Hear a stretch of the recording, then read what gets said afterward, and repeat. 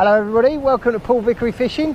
In this last video I came here and caught loads of tench and bream and said I'd come back and fish it on the pole, and that's what we're going to do today. Let's see what we're doing. Oh, off the first fish. Is that recording? Yeah. I just bumped the first fish. Anyway, I've come down here in a proper rush. I've got like 2 hours. I've chucked in 4 balls of not very sort of sweet fish meal ground bait with, I don't know, about a dozen, probably 20 grains of corn and about 6 or 8 bits of meat. And I've plumbed up. It's quite deep, as I say. It's probably 8 foot deep, something like that.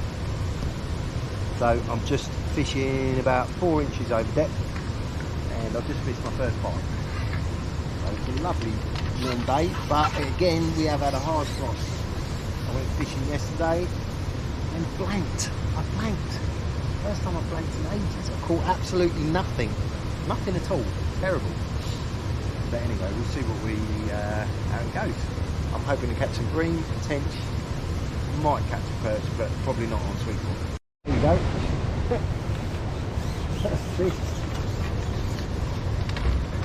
It's only little. What was I saying about perch on sweet corn? What was I saying on perch on sweet corn? Yeah.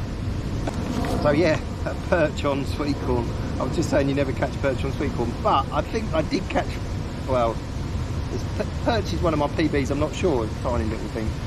I have caught, I did catch a very big perch at Centre Parks on the main lake where you weren't allowed to fish. But I went down there at 10 o'clock, just at dusk, and was catching a few carp, and I pulled out this massive perch on corn. Must have been all of 3 pounds.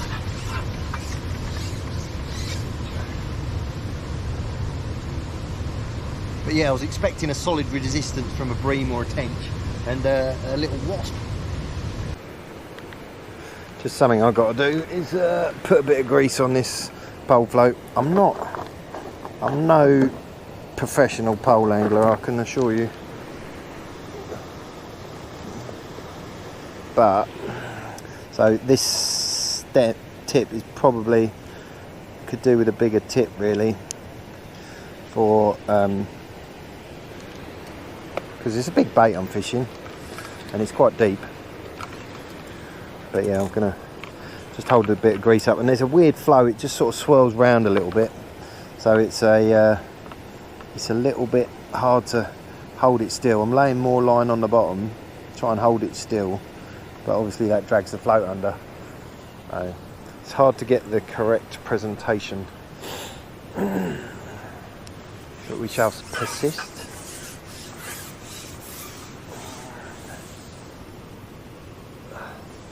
I think a bit of meat will work better than corn today. That change in temperature is really worrying me though. That's really helped putting that bristle grease on. It's just sitting up just nice, and it's holding right over where I've cupped in. So hopefully it's just a matter of time.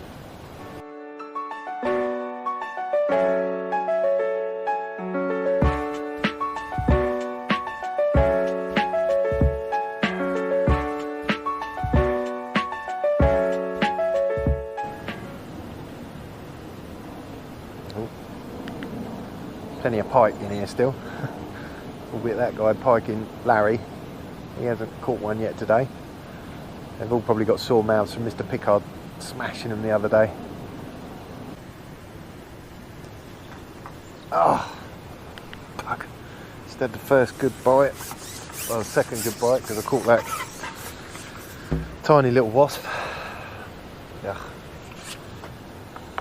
I was watching a match fishing, angling direct TV, match fishing, pardon me, masterclass about dobbing bread, and he was, he had a sack load of fish in front of him, he weren't even getting a bite.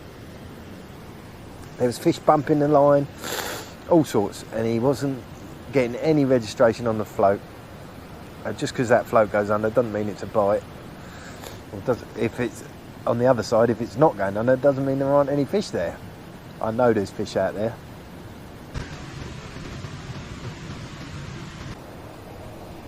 If it was a line bite, that's good, because the fish have come in over my bait. I'm a bit worried about putting in 4 balls considering how cold it was, it's quite aggressive But there are a lot of fish in here, but it has been really cold, so hoping 4 balls wasn't too much. And they are moving in on it, and I'm getting a few fish moving about it. But yeah, that's one of my 3 bites I'm hoping for. We've got one, a decent one, at last. That was on a small bit of meat. I think it's a tench. It's going for it. Hope the GoPro battery doesn't run out. Oh, crikey.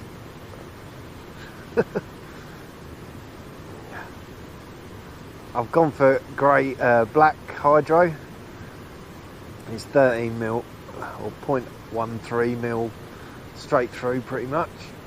Oh, hang on tight. It might be a bream actually.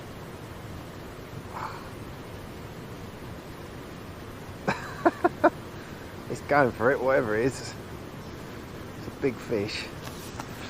Let's give it some.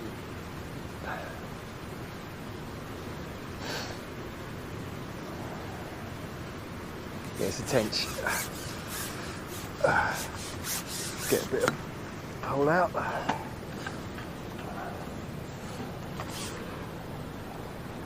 Lovely. Oh, there's a big old pike just woofed something down there, over there. Right, let's get him up. He's up on the surface. Come on, mate. Oh, oh yes. Whew. Not really set up to do this properly. Have I got him in the net still?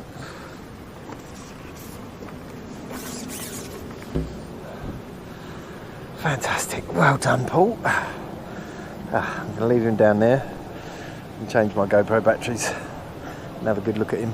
Might be the only fish we get, but that was the 3rd bite and a fish. And there he is, cracking tench. Had a really good fight for himself. Right, so here we have it. A lovely plump fighting fit River-Eden tench caught on the pole. Well chuffed.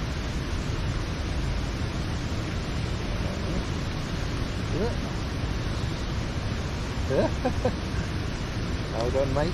He's been recovering in the landing net. Now he's all lively.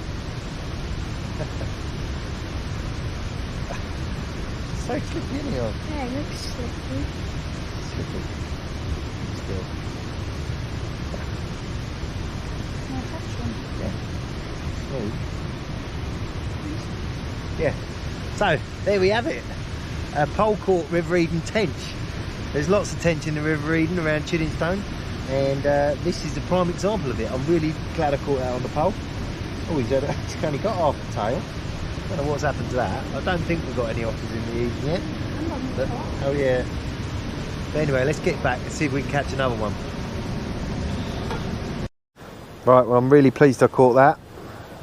It was on quite a small bit of meat, but yeah, meat was the one. Because there are more tench than bream in here, weirdly enough. But yeah, small bit of meat right over the top of the bait. Surprisingly enough, I don't think I'm going to feed it again. I'm a bit anxious. I was just starting to think that I've dropped my meat off the hook. I should really hair rig a bit of meat, but I haven't. I was just starting to think about opening up another line and just potting in like 3 or 4 bits of meat and fishing over the top of it, because I was a bit anxious that me boshing in 4 balls, they weren't big balls, but boshing in 4 balls was a little bit too aggressive, because it's warm now but it was cold in the night, so we'll see if we get another one. Good fun that was. One of the things I really struggle with in this type of fishing is patience. I'm a very impatient person, and to sit there, bait and wait, I can do it a little bit, but yeah, to sit there over the top of some bait and be confident that there's fish there, I'm going to catch them, it's just a matter of time, is a real struggle. I have to fight myself to not want to be like, right, I've got to blast some maggots in or do something or change something. There's an element that you do need to change stuff sometimes, but it's having that confidence in, yeah, this is the right approach, and sticking it out and waiting. So yeah, patience. I must get more patient. Ollie likes net fishing. He's, he hasn't caught any. There's only little tiny ones down there. He quite often catches stone loach. He did one day surprise himself and catch a £3 tench doing that. Yeah, look. Oh my days, look. Have a closer look, oh. Yeah, loads of them. Look at that. One chuck and he's caught 20 fish. Yeah. You said you could see them all down there, couldn't you? Yeah.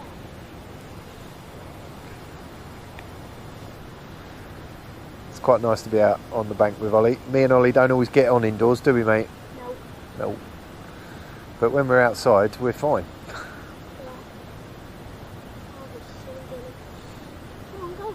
It's boys, isn't it? They just got to be outside. We're all just boys, aren't we, Ollie? Yeah. We're all happier outside. Yeah. Right, there's not much going on. Where's that line gone? I don't know. There's not much going on, so I'm just thinking there's no harm in it. I'm just going to feed a little ball of ground bait and a few little bits of meat, because the meat seems to be doing a better job, but I'm really going to chop the meat up a little bit. I've only got half hour till I've got to milk the cows, so I'm just going to give it a go. What have I got to lose? Everything to gain, nothing to lose.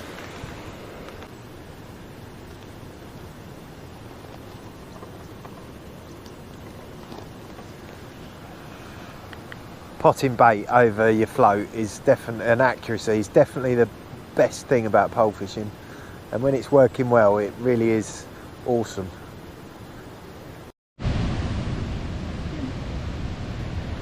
Oh, here we go, into another one. Actually, I say nothing happened with that ground bait. Yeah, I said nothing happened with that ground bait, and just as I said that, I had another bite. Oh, bugger. That went right out into the flow. I don't know what that was. Probably another tench, but there are some carp in here.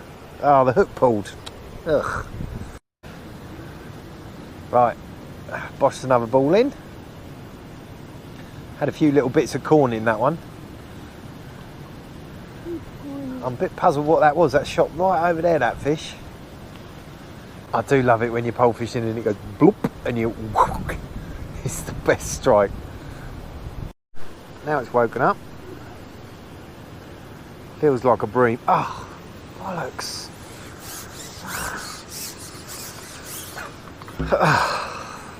Why did that do that? That's two I've lost like that. Oh. Oh dear. Hook slightly bent. Shame on my name. I did hook into a bit of wood and pulled for a break, and it just bent the hook and I just pinched it back shut. That's probably why I lost that fish. Anyway, I'm going to call this session to an end on that note. But that was 6 bites, 3 fish, 1 landed. Oh, and a little perch. That was good. Right, that's the end of the video. I quite enjoyed that. Patience. 3 hours, 6 bites, 3 hook fish, 1 landed, 2 lost, and 1 tiny little perch. And Ollie got an absolute ton of golf balls. So I hope you enjoyed that video. I'm going to have a bit more of that and try and perfect catching those, because I think one day I could get it right and sit on an absolute sack full down there. There are a lot of fish. I remember one opening day of the season I had 20 or 30 fish out of there, all nice bream and tench on waggler and pellet. That was a bit different. Anyway, hope you enjoyed the video. Let's see you next time. You can say bye, Ollie. Bye.